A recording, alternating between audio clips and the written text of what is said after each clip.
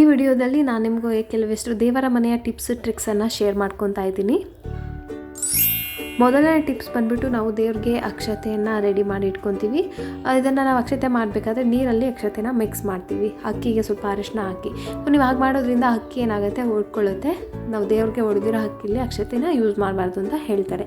So ಅದಕ್ಕೆ ನೀವೇನು ಮಾಡಿ ಅಂತಂದರೆ ಸ್ವಲ್ಪ ಲೈಟಾಗಿ ಅರಿಶಿನ ಮಿಕ್ಸ್ ಮಾಡಿರುವಂಥ ಅಕ್ಕಿಗೆ ತುಪ್ಪನ ಹಾಕಿ ನೀವು ಮಿಕ್ಸ್ ಮಾಡಿರೋದ್ರಿಂದ ಅಕ್ಕಿ ಹೊಡ್ಕೊಳ್ಳೋದಿಲ್ಲ, ಅಕ್ಕಿ ಚೆನ್ನಾಗಿರುತ್ತೆ.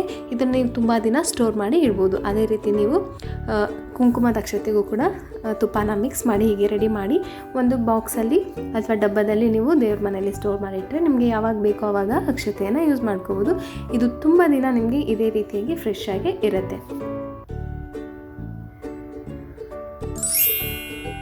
ನೆಕ್ಸ್ಟ್ ಟಿಪ್ ಬಂದುಬಿಟ್ಟು ನಾವು ಹೊಸಲಿಗೆ ಅರಿಶಿನ ಹಚ್ಚುವಂತಹ ಅಭ್ಯಾಸ ಇರುತ್ತೆ ಕೆಲವರಿಗೆ. ಸೊ ಹೊಸಲಿಗೆ ಅರಿಶಿನ ಹಚ್ಚಬೇಕಾದ್ರೆ ನಾವು ನೀರು ಮಿಕ್ಸ್ ಮಾಡಿ ಹಚ್ತೀವಿ, ಅದು ನೀಟಾಗಿ ಹಚ್ಚೋದಕ್ಕೆ ಆಗೋದಿಲ್ಲ. ನೀವೇನು ಮಾಡಿ ಅಂತಂದರೆ ಅದಕ್ಕೆ ಸ್ವಲ್ಪ ಮೊಸರನ್ನು ಹಾಕಿ ನೀವು ಮಿಕ್ಸ್ ಮಾಡ್ಕೊಳ್ಳಿ. ಮೊಸರಿಂದ ಮಿಕ್ಸ್ ಮಾಡೋದಕ್ಕೆ ನಿಮ್ಮದು ಅರಿಶಿನದ ಕಲರು ತುಂಬಾ ಚೆನ್ನಾಗಿ ಕಾಣಿಸುತ್ತೆ. ತುಂಬ ನೀಟಾಗಿ ನಿಮ್ಮ ಹೊಸಲಿಗೆ ಅಪ್ಲೈ ಮಾಡ್ಬೋದು, ಅರಿಶಿನ ಹಚ್ಬೋದು. ಅದ್ರ ಮೇಲೆ ಕುಂಕುಮ ಇಟ್ಟು ರಂಗೋಲಿ ಬರೆದ್ರೆ ತುಂಬ ಚೆನ್ನಾಗಿ ಕಾಣಿಸುತ್ತೆ. ಹಾಗೆ ತುಂಬ ದಿನ ಹೀಗೆ ಇರುತ್ತೆ. ಸೊ ಈ ಥರ ನೀವು ನೀರಿನ ಬದಲಿಗೆ ಮೊಸರನ್ನು ಹಾಕಿ ಕಳಿಸೋದ್ರಿಂದ ಹೊಸಲಿಗೆ ನೀಟಾಗಿ ಅರಿಶಿನ ಹಚ್ಕೋಬೋದು. ನಾನು ಹಚ್ಚಿರೋದೊಂದು ಫೋಟೋ ಇದೆ, ತೋರಿಸ್ತಾ ಇದ್ದೀನಿ. ಇದಿನ್ನೂ ಡ್ರೈ ಆಗಿಲ್ಲ, ಡ್ರೈ ಆದಮೇಲೆ ಇನ್ನೂ ಚೆನ್ನಾಗಿ ಕಾಣಿಸುತ್ತೆ. ನೆಕ್ಸ್ಟ್ ಟಿಪ್ ಬಂದುಬಿಟ್ಟು ನಾವು ಎಣ್ಣೆನ ತೊಗೊಂಡು ಬರ್ತೀವಿ, ದೀಪ ಹಚ್ತೀವಿ, ಬಟ್ ಎಣ್ಣೆ ತುಂಬ ಹೊತ್ತು ಉರಿಯಲ್ಲ, ಆರೋಗುತ್ತೆ. ದೀಪದಲ್ಲಿ ಎಣ್ಣೆ ಹಾಗೆ ಇರುತ್ತೆ. ಅಂಥ ಟೈಮಲ್ಲಿ ನೀವೇನು ಮಾಡಿ ಅಂದರೆ ಎಣ್ಣೆಗೆ ಸ್ವಲ್ಪ ಒಂದೇ ಒಂದು ಕರ್ಪೂರನ ಪುಡಿ ಮಾಡಿ ಎಣ್ಣೆಯಲ್ಲಿ ಹಾಕಿ ಇಟ್ಕೊಳ್ಳಿ. ನೀವು ಯಾವಾಗ ಬೇಕೋ ದೀಪನ ಅವಾಗ ಎಣ್ಣೆಯಲ್ಲಿ ಹಚ್ಚೋದ್ರಿಂದ ದೀಪ ತುಂಬ ಹೊತ್ತು ಉರಿಯುತ್ತೆ.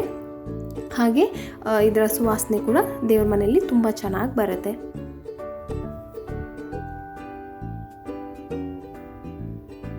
ನೆಕ್ಸ್ಟ್ ಟಿಪ್ ಬಂದುಬಿಟ್ಟು ನಾವು ಕರ್ಪೂರನ ಕೆಲವು ಸರಿ ಅದು ಪೂಜೆ ಗೀಜೆ ಮಾಡಿದಾಗ ತುಂಬಾ ಕರ್ಪೂರನ ತಂದಿಟ್ಕೊತೀವಿ. ಏನಾಗುತ್ತೆ, ಕರ್ಪೂರ ತುಂಬ ದಿನ ಇಡೋದ್ರಿಂದ ಕರ್ಗೋಗಿರೋ ಥರ ಆಗುತ್ತೆ, ಅದರ ಮಾಯಿಶ್ಚರ್ ಹೋಗಿಬಿಡುತ್ತೆ. ಸೊ ನೀವೇನು ಮಾಡಿ ಅಂತ ಅಂದರೆ ಅದಕ್ಕೆ ಒಂದು 6-7 ಮೆಣಸನ್ನು ಹಾಕಿ ಇಡೋದ್ರಿಂದ ಅದು ಕರ್ಪೂರ ಕರ್ಗೋದಿಲ್ಲ, ಹಾಗೇ ಇರುತ್ತೆ. ಬತ್ತಿನ ನಾವು ಆವಾಗ ತಾನೇ ತೆಗೆದು ದೀಪ ಹಾಕಿ ಹಚ್ಚಿದ್ರೆ ಲೇಟಾಗಿ ಹತ್ಕೊಳ್ಳುತ್ತೆ. ಸೊ ಅದಕ್ಕೆ ನೀವೇನು ಮಾಡಿ ಅಂತಂದರೆ ಬತ್ತಿ ತಂದಾಗ ಒಂದು ಡಬ್ಬದಲ್ಲಿ ಹಾಕಿ ಸ್ವಲ್ಪ ಎಣ್ಣೆ, ಬತ್ತಿಗೆ ಎಷ್ಟು ಬೇಕಾಗುತ್ತೆ ಅಷ್ಟು ಎಣ್ಣೆಯನ್ನು ಹಾಕಿ ಎಣ್ಣೆಯಲ್ಲಿ ನೆನೆಸಿ ಬತ್ತಿ ಇಡೋದ್ರಿಂದ ನೀವು ದೀಪ ಹಚ್ಚುವಾಗ ಈಸಿ ಆಗುತ್ತೆ, ನಿಮ್ಮ ದೀಪ ಕೂಡ ಬೇಗನೆ ಬೆಳಗುತ್ತೆ. ಹಾಗೆ ನಾವು ಈ ಎಣ್ಣೆಯಲ್ಲಿ ಕರ್ಪೂರನ ಮೊದಲೇ ಹಾಕಿಟ್ಟಿರ್ತೀವಿ, ಇದರಿಂದ ನೀವು ದೀಪ ಹಚ್ಚಿದಾಗ ತುಂಬ ಹೊತ್ತು ದೀಪ ಉರಿಯುತ್ತೆ ಮತ್ತು ನಿಮ್ಮ ದೀಪದ ಏನು ಘಮ ತುಂಬ ಚೆನ್ನಾಗಿರುತ್ತೆ. ನಾವು ಅರಿಶಿನ ಕುಂಕುಮ ಕೂಡ ಏನು ಮಾಡ್ತೀವಿ, ಕೆಲವು ಸರಿ ತುಂಬ ಏನಾದರೂ ಫಂಕ್ಷನ್ಗಳಲ್ಲಿ ಪೂಜೆಗಳಲ್ಲಿ ತಂದು ಸ್ಟೋರ್ ಮಾಡಿಟ್ಟಿರ್ತೀವಿ. ಅದನ್ನು ಹಾಗೆ ಕವರ್ ಕಟ್ಟಿಡೋದ್ರಿಂದ ಮೇಲೆ ಹುಳ ಬಂದಂಗೆ ಬೂಸ್ಟ್ ಬಂದಿರೋ ಥರ ಅನಿಸ್ಬಿಡುತ್ತೆ. ಸೊ ಅದೆಲ್ಲ ಆ ಥರ ಆಗೋದಕ್ಕೆ ಏನು ಮಾಡಬೇಕಂತಂದರೆ ಒಂದು ಕರ್ಪೂರನ ನಿಮ್ಮ ಕುಂಕುಮದಲ್ಲಾಗಲಿ ಅರಿಶಿನದಲ್ಲಾಗಲಿ ಒಂದೊಂದು ಕರ್ಪೂರನ ಇಡೋದ್ರಿಂದ ಏನಾಗುತ್ತೆ, ನೀವು ಎಷ್ಟು ದಿನ ಹಾಗೆ ಇಟ್ಟರೂ ಕೂಡ ಅದರಲ್ಲಿ ಹುಳ ಆಗಲಿ ಬೂಸ್ಟ್ ಆಗಲಿ ಬರೋದಿಲ್ಲ, ತುಂಬ ಚೆನ್ನಾಗಿರುತ್ತೆ. ಸೊ ಈ ಥರ ನೀವು ಸ್ಟೋರ್ ಮಾಡಿ ಒಂದು ಬಾಕ್ಸಲ್ಲಿ ಹಾಕಿ ಎತ್ತಿಡೋದ್ರಿಂದ ನೀವು ದೇವ್ರ ಮನೇಲಿ ಇಟ್ಕೊಂಡ್ರೆ ನಿಮಗೆ ಯಾವಾಗ ಬೇಕೋ ಆವಾಗ ಚೆನ್ನಾಗಿರೋ ಅರಿಶಿನ ಕುಂಕುಮನ ಯೂಸ್ ಮಾಡ್ಕೋಬೋದು. ಅರಿಶಿನ ಕುಂಕುಮ ಏನೂ ಆಗೋದಿಲ್ಲ.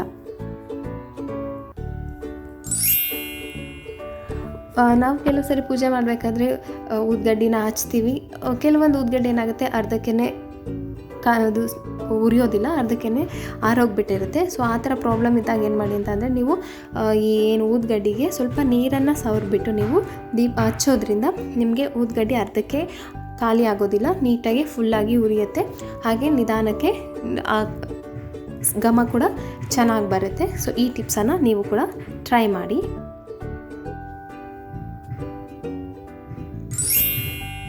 ಅಡುಗೆ ಮನೆಗೆಲ್ಲ ನಾವು ಏನಿವಾಗ ಕ್ಲೀನರ್ ಬಂದಿದೆ ಅದೆಲ್ಲ ಹಾಕಿ ಕ್ಲೀನಾಗಿ ವಾಶ್ ಮಾಡ್ಕೊತೀವಿ.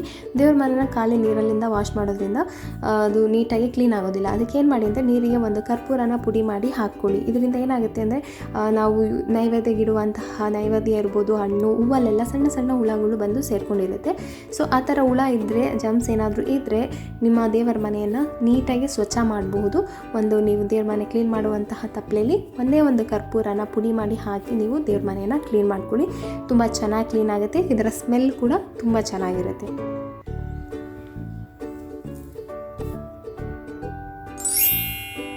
ನೆಕ್ಸ್ಟ್ ಟಿಪ್ ಬಂದುಬಿಟ್ಟು ನಾವು ಪಾಸಿಟಿವ್ ಎನರ್ಜಿ ನಮ್ಮ ನೆಗೆಟಿವ್ ಥಾಟ್ಸನ್ನು ತೆಗಿಬೇಕಂತ ಹೇಳ್ಬಿಟ್ಟು ಮನೇಲಿ ಎಷ್ಟೊಂದು ಮಾಡ್ತಾ ಇರ್ತೀವಿ. ಸೊ ಒಂದು ಟಿಪ್ಸ್ ಏನು ಮಾಡಿ ಅಂತ ಅಂದರೆ, ಈ ಥರ ಒಂದು ದೀಪದಲ್ಲಿ ಅಥವಾ ಯಾವುದಾದ್ರೂ ಸಣ್ಣ ಬಟ್ಲಲ್ಲಿ ಒಂದು ಕರ್ಪೂರ, ಅದರ ಜೊತೆಗೆ ಒಂದು 3-4 ಏಲಕ್ಕಿ, ಹಾಗೆ ಸ್ವಲ್ಪ ಸೋಂಪು ಕಾಳು, ಈ ಮೂರನ್ನು ಮಿಕ್ಸ್ ಮಾಡಿ ನೀವು ದೇವರ ಮನೆಯಲ್ಲಿ ಇಡೋದ್ರಿಂದ ನಮ್ಮ ಪಾಸಿಟಿವ್ ಎನರ್ಜಿ ಜಾಸ್ತಿ ಆಗುತ್ತೆ.